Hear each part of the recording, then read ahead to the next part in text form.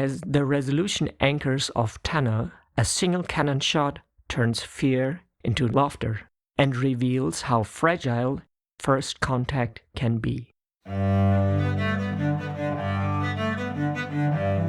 Voyage to go, history. Life is a journey, being part of it is everything. Hello, my name is Jessica. This podcast traces historical journeys that expanded European knowledge of the world in the 18th century.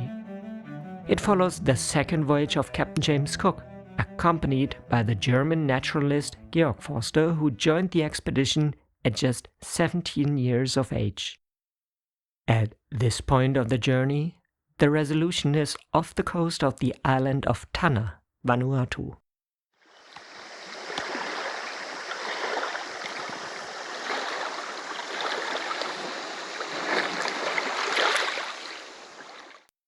What happened in the last episode? After long days of frustrating calms and failed landings, the expedition reaches the island of Erromango. Initial contact appears peaceful until, behind a headland, an attempted departure is mistaken for deception. A skirmish breaks out, spears fly, flintlocks misfire, and confusion reigns. One sailor is wounded, 2 islanders killed. When the ship passes the side again, the oars are still on shore, but trust is lost. Cook names the place Trader's Head and sails on, toward new lands rising beyond the firelit horizon.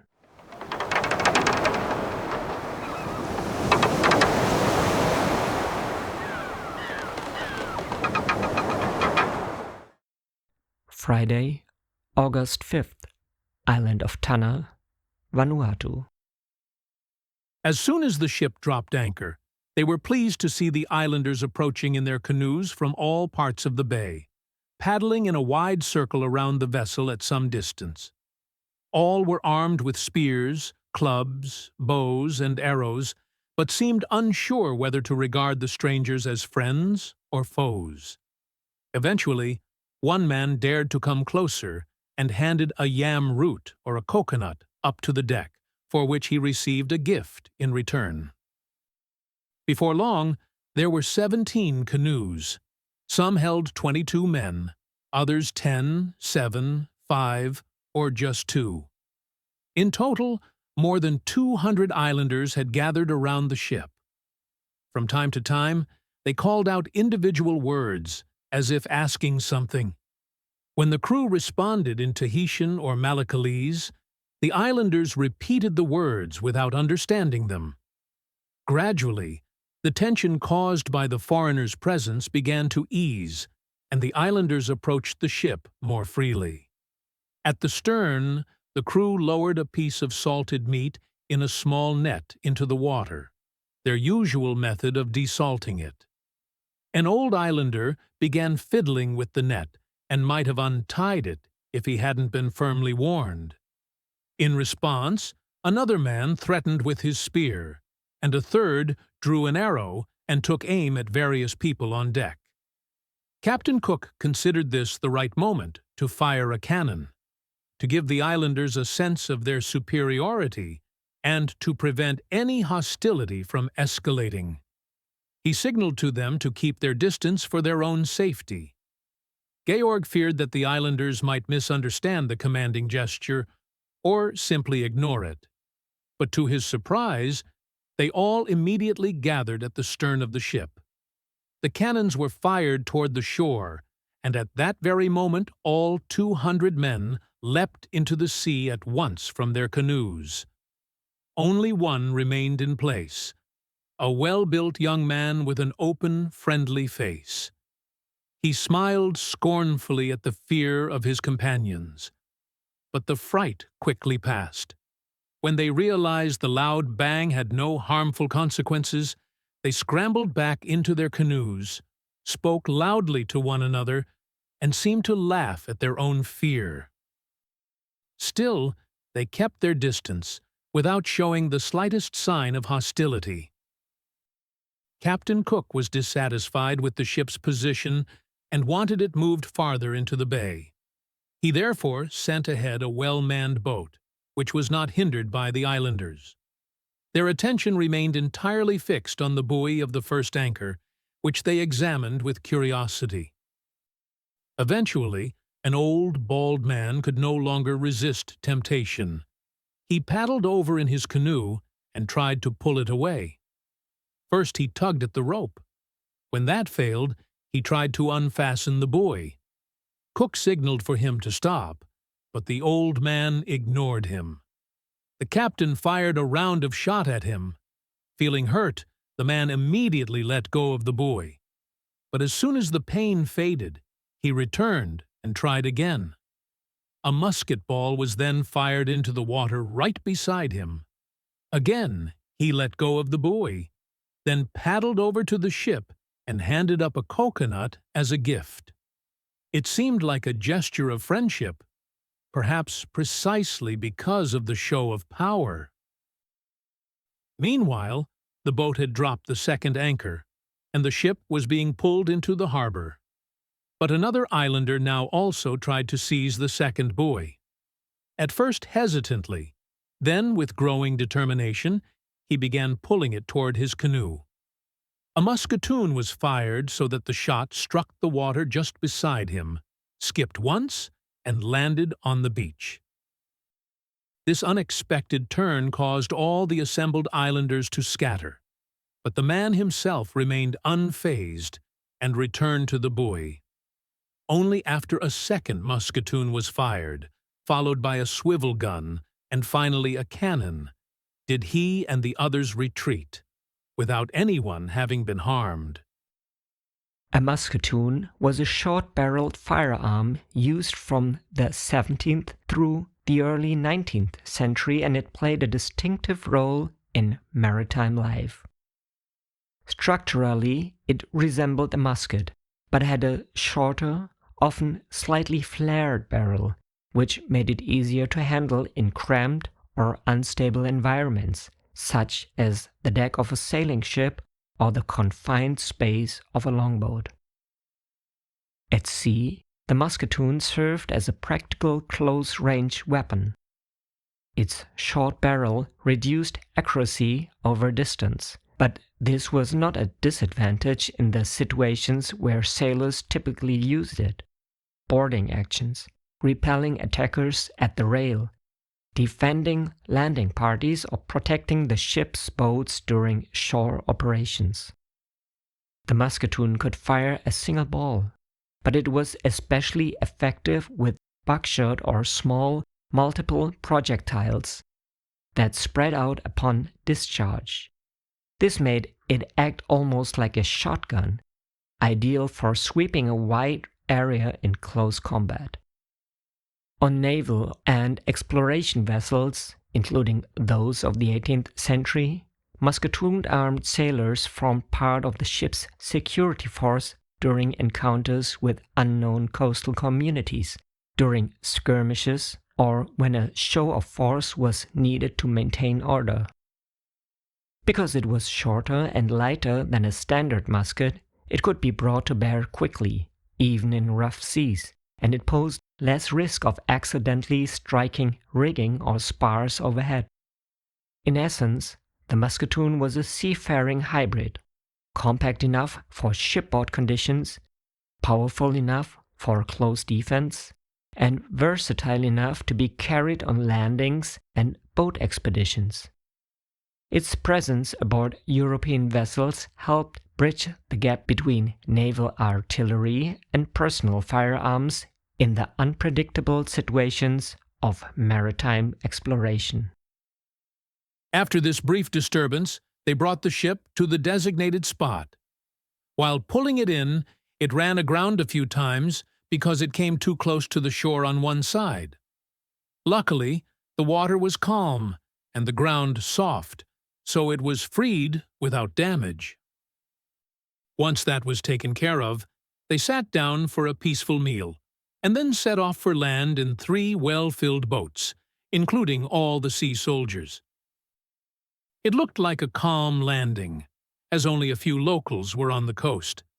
They had lain down in the grass not far from the shore and ran off when they saw the men getting out of the boats. But after the men waved to them in a friendly manner, they came back. From the west, a group of about 150 islanders approached. In one hand they carried weapons, and in the other, green palm branches. These they offered as a sign of peace, and in return, the Europeans gave them medals, Tahitian cloth, and iron goods.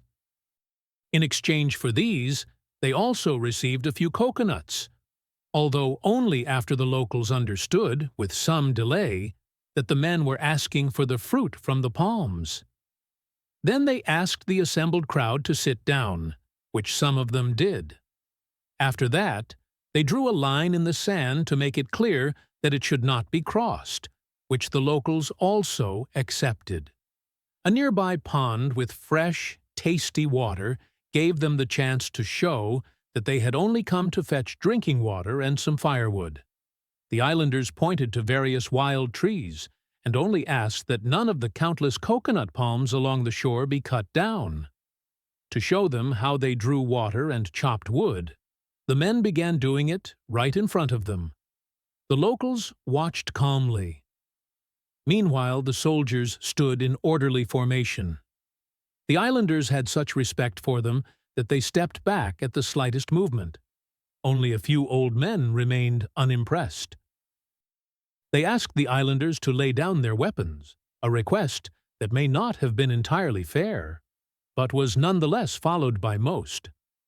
The people were chestnut, or rather dark brown in color, of medium height, but more robust and better proportioned than the inhabitants of Malekolo. Like them, they were completely naked, and also wore a cord around the waist, though not as tightly tied. Some women could be seen from a distance. They wore skirts reaching down to their knees and seemed less unattractive than the women of Malekolo. Two girls were holding long spears, but they didn't come any closer than the others. Right during this first contact, they learned a remarkable number of words from the local language. Most of them were entirely new and unfamiliar, but sometimes there were two different terms for the same object, one of which sounded similar to words from the language spoken on the Friendly Islands. This suggested that there had to be more islands nearby, inhabited by the same ethnic group as those of the Society and Friendly Islands. Among other things, they learned from their new acquaintances that the island was called Tanna, a word that, in the Malay language, means earth. They noted that they had made it a rule to always find out the native names of any foreign lands they visited. Only these names were original and less subject to the frequent changes that came with the arbitrary naming habits of seafarers claiming new discoveries. As soon as the barrels were filled, they returned on board, glad that the first step toward contact with the locals had gone well and remained peaceful. The next morning, however, it became clear that the islanders had only acted peacefully because they had not yet gathered in greater numbers. In truth, they were not willing to grant free access to their island. They feared the strangers might lay claim to their land and property, and so they began to defend both. To keep the narrative flowing, Georg had so far not mentioned a remarkable phenomenon: the volcano located on this island. At the time of their visit, it was in full eruption and lay about 9 to 10 kilometers inland. So from the ship, only the smoking summit could be seen, hidden behind hills. The peak was split open in several places and jagged around the edges, like a shattered crown. Roughly every 5 minutes, a column of fire would shoot from the crater with a thunderous roar, accompanied by an underground rumble that often lasted half a minute. At the same time, the air was filled with smoke and black, sharp-edged ash that caused a stabbing pain when it touched the eyes. It fell from the sky in such quantities that the entire ship was covered in it, within a few hours, and the beach was littered with small pumice stones and charred rock fragments.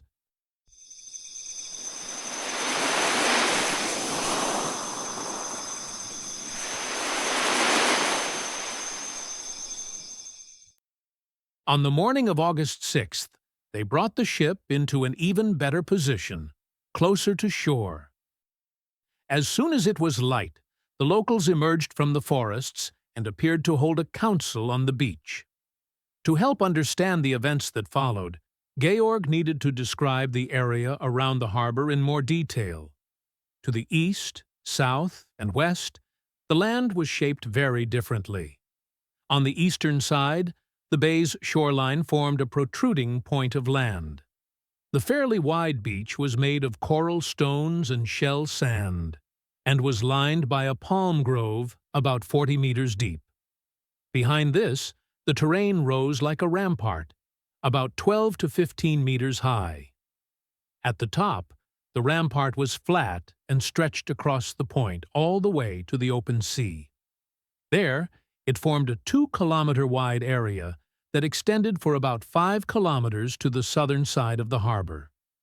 There it transitioned into a beautiful, cultivated plain, visible directly ahead as one entered the bay. In the background, it bordered a gentle chain of hills, while at the front, it ended in a wide shoreline of firm, black sand. It was at this shore that they fetched wood and water. The left or western side of the harbor consisted of a mountain roughly 240 meters high, which dropped almost vertically from the summit, down to about 27 meters above sea level. This mountain formed the western boundary of the plain, interrupted its wide beach, and had, all the way to the westernmost tip of land, only a narrow strip of shoreline made of slate rock. At the southeastern corner of the harbor lay a shallow coral reef that remained submerged even at low tide, making the sea particularly shallow there.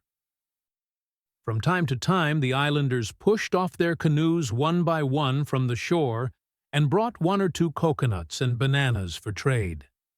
They exchanged these for Tahitian cloth and returned to shore to fetch more goods as soon as they had sold what they had brought. One of them even offered his club for sale to the captain.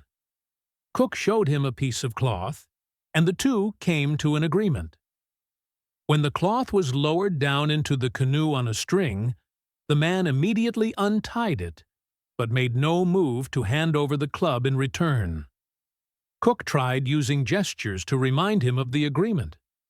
The man seemed to understand, but ignored him.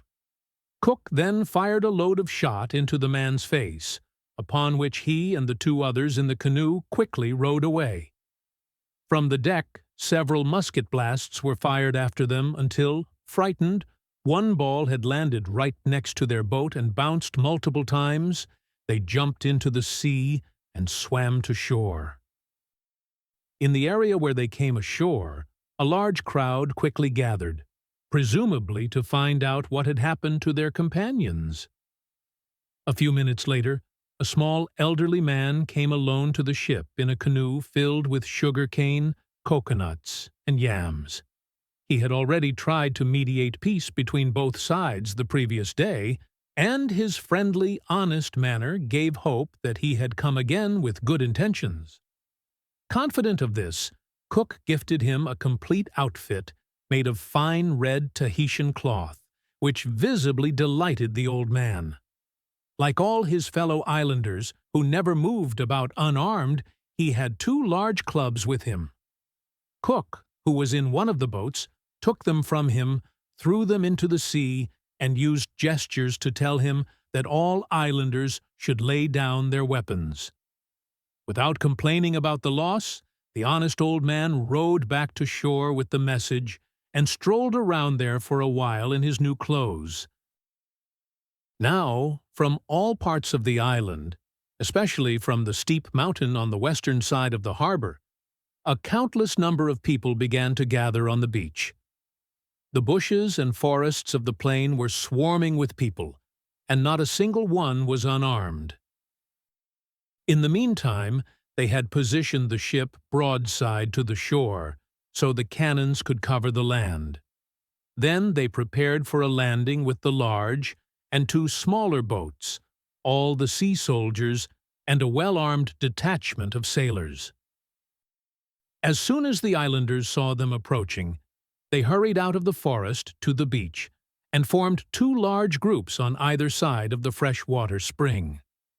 The western group was the larger one, with at least 700 men standing close together, seemingly just waiting for the signal to attack. On the eastern side stood about 200 men, also armed, but appearing less hostile. Between the two groups, the small old man who had been on board earlier had seated himself, along with two other unarmed men. They had laid out a pile of bananas, yams, and other food in front of them.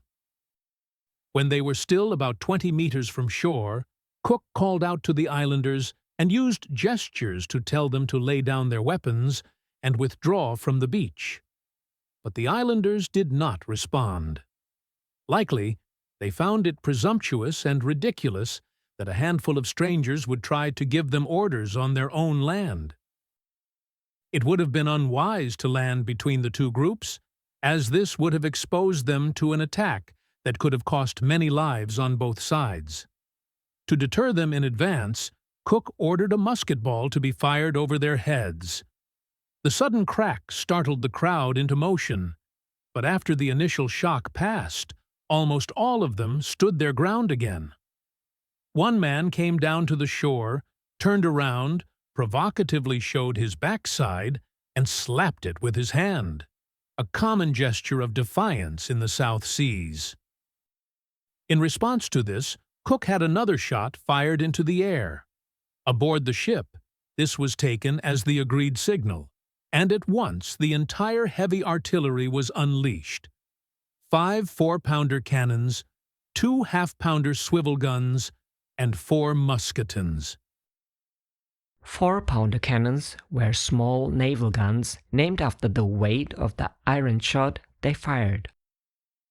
Each cannonball weighed about 4 pounds, or roughly 1.8 kilograms. Compared to heavier guns on large warships such as 9, 12, or even 32-pounders, a 4-pounder was much shorter, lighter, and easier to handle. While a heavy gun could weigh several tons, a 4-pounder usually measured around 1.5 to nearly 2 meters in length and weighed only a few hundred kilograms. This made it suitable for smaller ships where space and stability were limited. In practical use at sea, 4-pounders filled several important roles. They offered basic protection on exploration vessels, merchant ships, and other craft that could not carry large artillery. Their shot was too small to break through the thick hull of major warship, but they were effective at close range, especially against small boats or groups of attackers. When loaded with canister or grape shot, they became anti-personnel weapons that spread many small projectiles over a wide area. 4-pounders were also useful during shore operations. Landing parties could rely on them for covering fire or as a deterrent when meeting unfamiliar coastal communities. Because they required little gunpowder, they were often used for warning shots or signals as well. On voyages like those of James Cook, these light cannons offered a practical balance. Enough firepower to provide security, yet small enough not to burden the ship. They were not designed for major naval battles, but they were essential tools for everyday defense and communication in the varied and unpredictable world of 18th century seafaring. The bullets whistled over the islanders and struck several palm trees. That had the intended effect. Within a short time, the beach was deserted. Only the old peacemaker and his two companions had bravely remained by their fruit. As soon as they landed, the old man handed the supplies to Cook and asked him not to fire any further. Mr. Hodges had drawn this landing scene with great precision and much taste. Their first priority now was to secure the workers with 2 lines of marines. On both sides, they drove stakes into the ground and stretched a rope between them, so the water carriers had a space of at least 45 meters in which they could work undisturbed. Gradually, the islanders returned from the bushes to the beach. They were waved to remain outside the marked line, which they fully complied with. Cook repeated his earlier request that they lay down their weapons. The larger group to the west did not respond, but the other party, which seemed to agree with the peaceful old man, was mostly willing to comply. This old man, whose name was Pao-vjangom, was granted the privilege of remaining within the cordoned-off zone as a sign of trust. Bit by bit, they ventured into the forest to search for plants. But they had barely gone 20 meters when they noticed islanders everywhere behind the bushes, moving back and forth between the 2 groups on the beach. Because of that, they didn't think it wise to go any deeper. They settled for collecting 2 or 3 new herbs and returned to the open beach with this small yield. Due to the peaceful impression made by the smaller group stationed to the east, they tried to strike up a conversation with them. Their aim was to learn the language, and, indeed, they picked up many new words, but they had no luck with trade. Despite all their efforts, no one was willing to part with a weapon. A cylindrical piece of alabaster, about 5 centimeters long and worn as a nose ornament, was the only thing they were able to trade for. Before its owner gave it up, he rinsed it in the sea. Whether for hygiene or for some other reason was unclear. Throughout the entire time, the islanders showed no hostility and did not interfere with the work. The smaller group even seemed friendly, so they hoped to soon establish a good relationship with them. The large number of islanders gathered there offered a good opportunity to observe their build, clothing, and weapons. Overall, they were of medium height, though there were some taller individuals. Their limbs were well-shaped and mostly slender, but there were also strongly built men among them. Only a few in Tanna were as beautifully formed as many people on the Society or Friendly Islands, or on the Marquesas. On the other hand, they had not seen a single fat or overweight man. All had slender builds and lively temperaments. Their facial features were striking, the noses broad, the eyes generally large and often gentle. They gave the impression of being manly, open, and good-natured. Of course, there were also a few faces that didn't inspire much trust. Their hair was black, in some cases brown or yellowish at the tips. It grew very thick, was coarse, usually frizzy, and sometimes almost woolly. Their beards were also thick, black, and curly. Their skin color ranged from dark brown to almost black, which at first made them appear as if smeared with soot. But their skin, like that of many Africans, was very soft to the touch. They went almost entirely naked, though, following a general human tendency, they wore various types of jewelry. What stood out most was their hairstyle. It consisted of many tiny braids, hardly thicker than the shaft of a pigeon feather, wrapped with the tough stem of a morning glory vine, so that only a small tuft protruded from the end. Those with thick hair wore several hundred of these small, stiff braids. Since they were usually only 8 to 10 centimeters long, they stood upright, like the quills of a porcupine.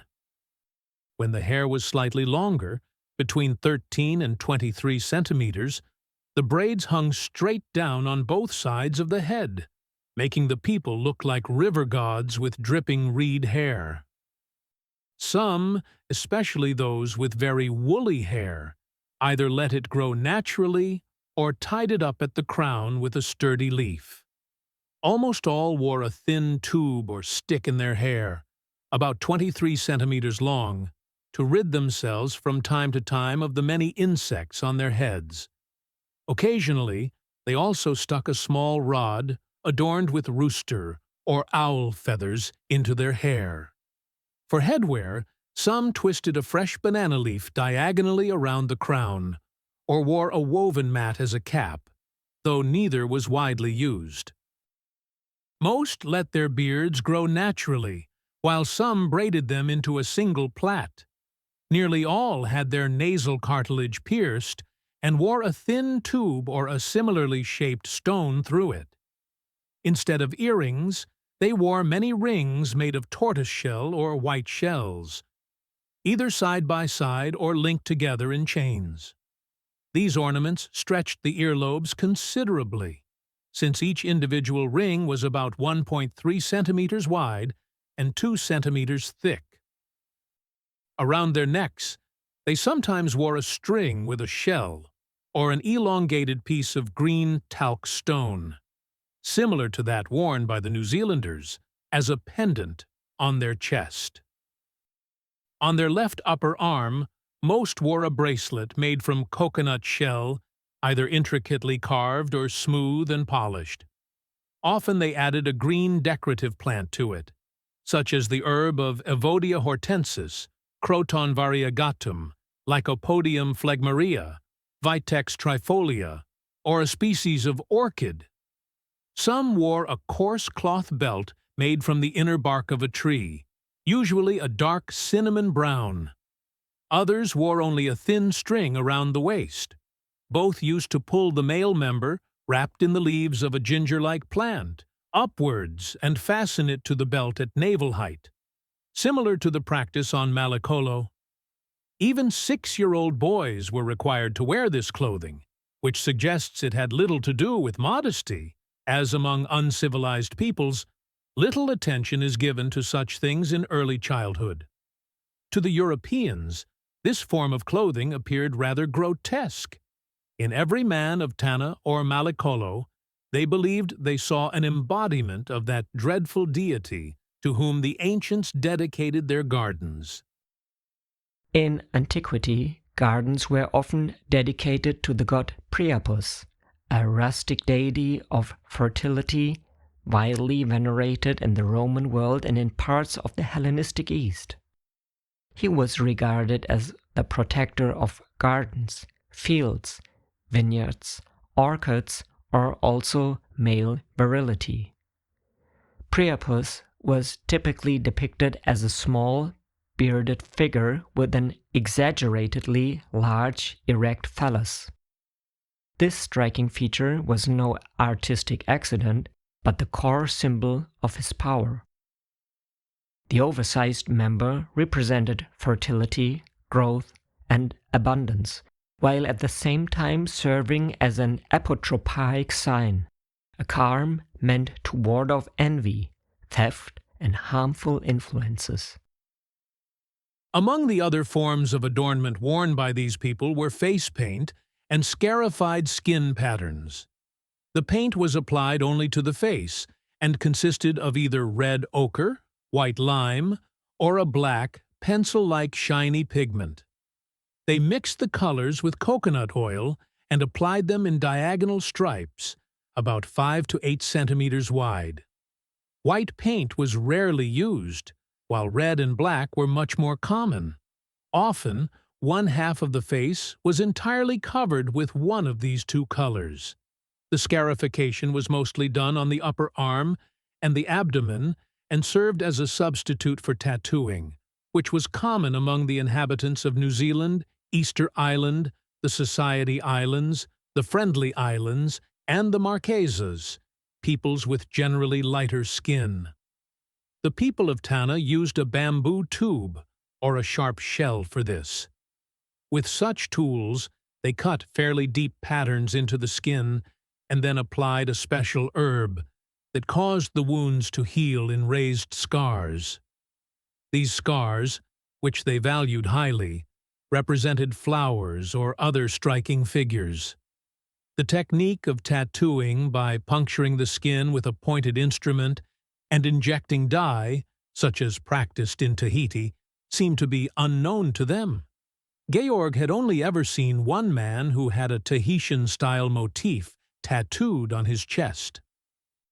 The weapons of the Tanna Islanders, which they were never seen without, included bows and arrows, clubs, throwing spears or javelins, and slings.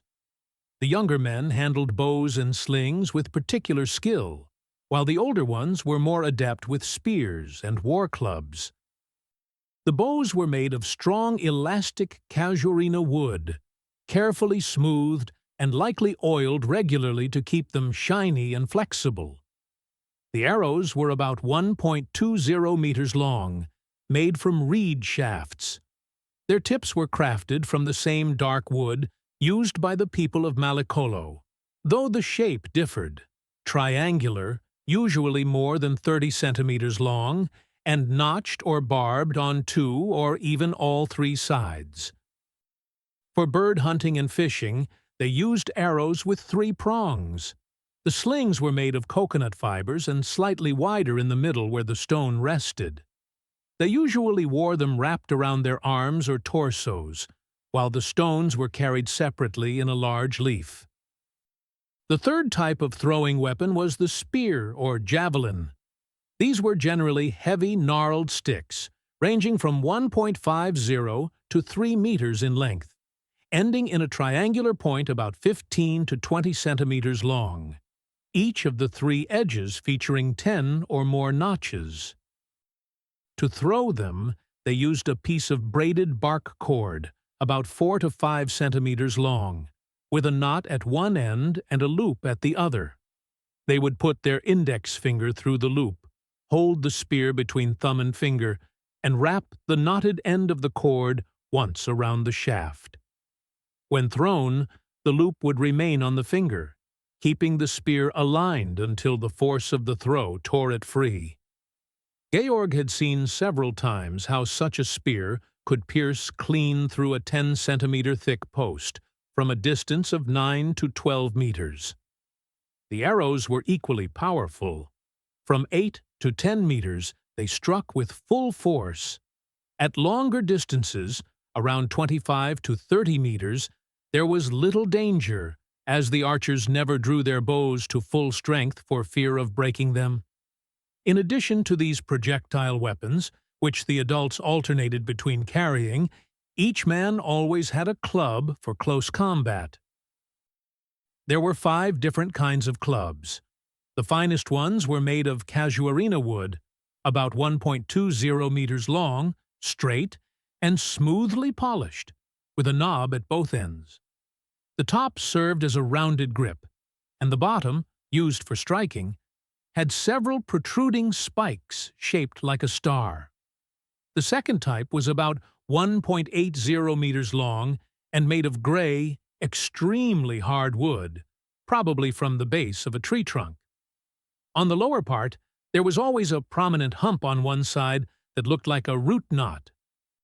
The third kind, about 1.50 meters long, had at its lower end a peg or spur about 20 to 25 centimeters long, projecting at a right angle from the shaft, somewhat like a veterinary lancet, and also had a sharp edge.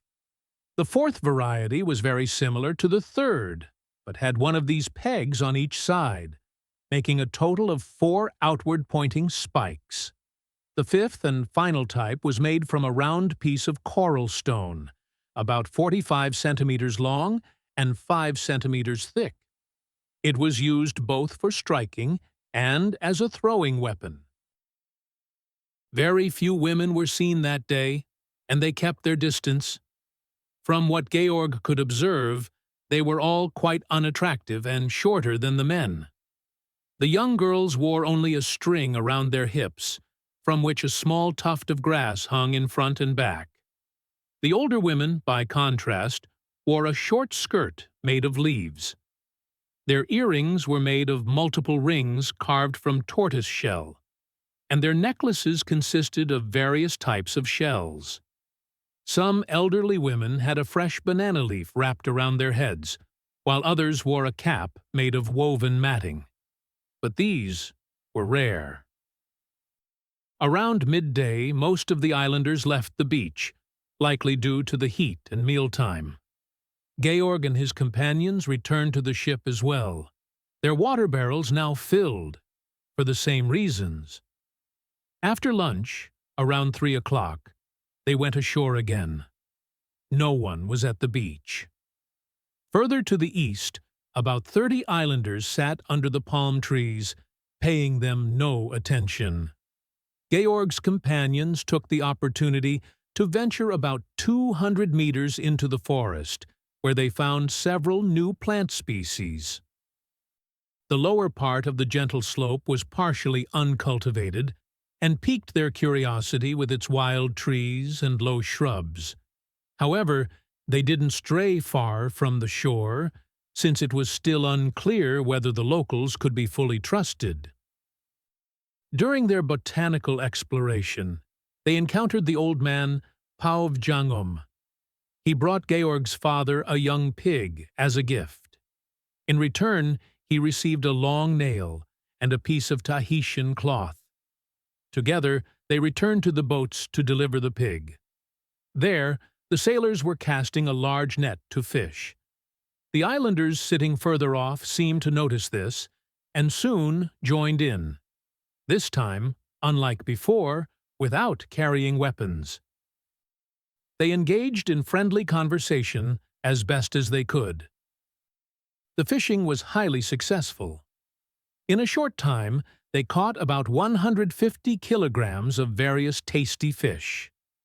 Pao-vjangom expressed a wish to receive some of the catch and was delighted with a few fish.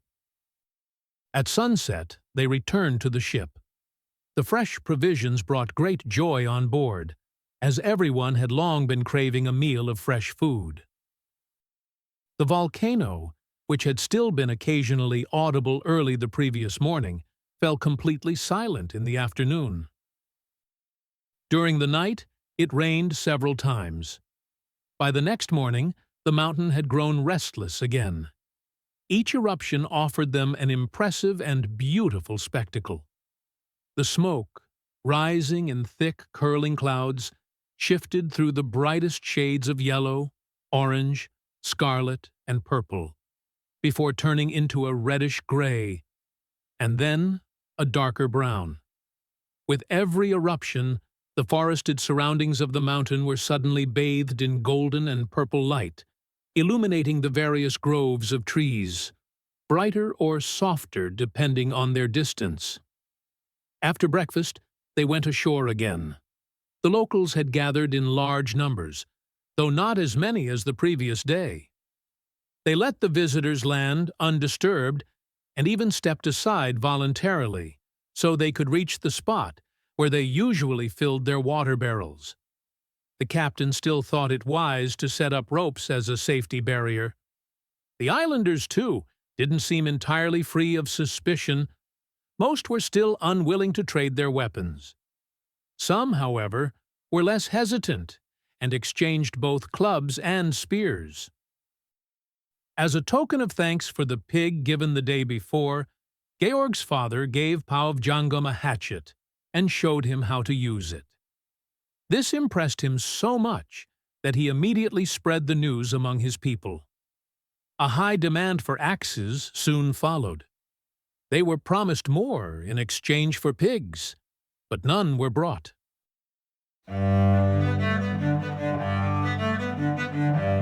This brings us to the end of this episode of The Journey. You can continue listening right away to stay with the expedition. Maps and present-day locations are linked in the show notes and on the website. If you'd like to support this podcast, you can do so via PayPal. Because life is a journey, being part of it is everything.